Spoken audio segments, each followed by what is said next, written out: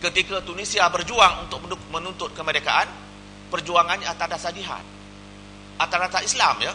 Tetapi bila merdeka, yang memimpinnya adalah orang yang berpaham sekular, bukan saja sekular tetapi anti-Islam. Bermakna umat Islam di Tunisia dah lama sangat memendam rasa ya. Ya. Berpuluh tahun yang mereka nafikan hak mereka. Dan berlakulah apa yang dipanggil sebagai kebangkitan Arab yang akhirnya menggulingkan Rashid Ghannouchi, yang menggulingkan Zain Abidin bin Ali dan menaikkan Rashid Ghannouchi dan parti Nahdahnya sebagai parti yang memerintah Tunisia pada hari ini.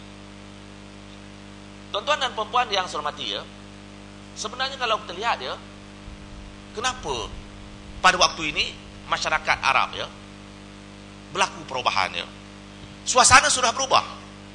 Mungkin 30 tahun yang lalu suasananya rakyat tidak didedahkan dengan perkembangan-perkembangan yang berlaku dalam masyarakat mereka. Sebab pada pengamatan saya, apabila saya bulang-alik negara Arab ini ya, terutamanya Mesir ya, mereka tidak didedahkan dengan dunia luar ya. Mereka cuma tahu hal negara mereka sahaja. Sebab media memberikan gambaran itu. Tetapi bermula tahun 1990-an terutamanya, berlakunya perkembangan pesat dari segi internet ya. Walaupun internet ni bukan ciptaan umat Islam, kita tak ada sumbangan apa-apa dari internet ni, bukan umat Islam ya. Twitter, Facebook sebagainya bukan sumbangan kita ya. Tetapi ternyata dia memberikan impak cukup besar ya. Kerana masyarakat sudah menjadi masyarakat bermaklumat. Dengan sebab itulah saya bersetuju dengan pandangan mengatakan berapa lama tentera boleh berkuasa di Mesir, saya tidak fikir mereka akan dapat bertahan lama ya. Kerana suasana sudah berubah. Kalau dulu mereka boleh menipu rakyat ya, tetapi suasana sudah berubah. Dan saya tunjukkan beberapa data ya, bagaimana pada waktu ini negara-negara Arab adalah negara yang hampir 40% penduduknya nasi muda. Nasi muda maksudnya 40 tahun ya. Yang mana generasi ini merupakan generasi yang inginkan perubahan. Mereka fikir tak sama seperti ayah mereka ya. Mereka ingin melihat masa depan ya. Tetapi ternyata sekali tidak ada masa depan bagi mereka ya. Dan saya nak tunjuk sepintas lalu ya, bagaimana penggunaan internet itu berlaku sehingga membawa kepada suatu keadaan masyarakat diberikan pendedahan dari segi maklumat yang jauh lebih baik. Dan di Mesir sebagai contoh ya, dia tak semacam negara kita ya. Kalau umpamanya saya masuk internet account saya seorang yang dapat internet ya. Account Dr. Rahman seorang je. Tetapi kalau pergi di Mesir, satu account dia buat wire macam-macam ya. Dekat satu kawasan perumahan tu kadang-kadang satu line dia.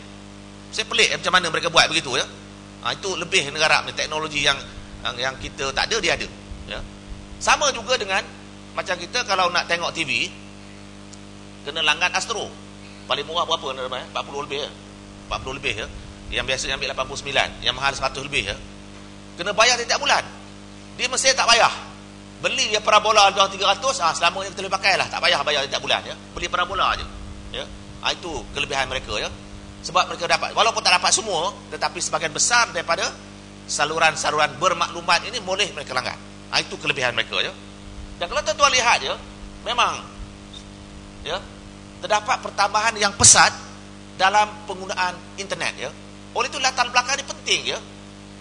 Bermakna pada masa akan datang ya, selagi internet ini ada, mereka tidak boleh lagi memperbodoh-bodohkan rakyat ya. Dengan sebab itulah apabila berlakunya kebangkitan rakyat, antara perkara pertama yang dilakukan oleh Husni Mubarak ialah menutup internet ya. Dan itu merupakan satu langkah yang pada saya merupakan langkah yang paling bodoh ya. Kerana dalam dunia pada hari ini, bagaimana kita nak tutup internet ya, ataupun jalur lebar ini ya, segala-gala menggunakan kemudahan ini. Bankingnya ya, pengurusan hariannya, segala-galanya seolah-olah kita menutup negara ya. Dan ternyata itu yang berlaku dalam kalangan negara Arab pada hari ini ya. Ini tahun 2010 ya. Saya fikir 2013 penggunaan jauh lebih tinggi ya. Ini secara sebentar lalu bagaimana ya penggunaan yang cukup ketara dan cukup meluas ya. Baik. Tuan-tuan dan puan-puan ya, apa sebenarnya yang dituntut oleh rakyat ya? Bagi orang Arab pada hari ini, yang mereka mahukan ialah kebebasan. Mereka tak bebas ya. Mereka mahukan demokrasi ya, kehormatan diri dan masa depan. Apa yang berlaku kalau kita tanya di kalangan pelajar mereka, sebab saya mengajar mereka ya, Bagi mereka tak tahu apa nak buat lepas mereka graduate.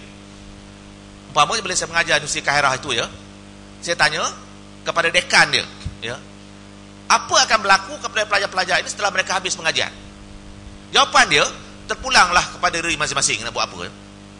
Tak ada perancangan kalau dia buat bidang ekonomi akan bekerja bank, atau kalau dia buat bidang pentadbiran akan jadi pentadbir. Tidak ada ya. Dia kata terpulanglah masing-masing. Bila saya tanya pelajar-pelajar ini apa nak buat lepas ini, mereka pun tak tahu ya. Kerja tak ada, peluang tak ada dan sebagainya. Dan bagi generasi muda di negara-negara Arab, khususnya negara seperti Mesir, mereka adalah generasi yang tidak ada masa depan. Mereka tak tahu apa nak buat ya. Cuba bayangkan ya, kalau kita berada dalam sebuah negara yang tak tahu apa nak buat ya, ini masalahnya ya. Dan itu yang dituntut oleh rakyat. Mereka fikir kalau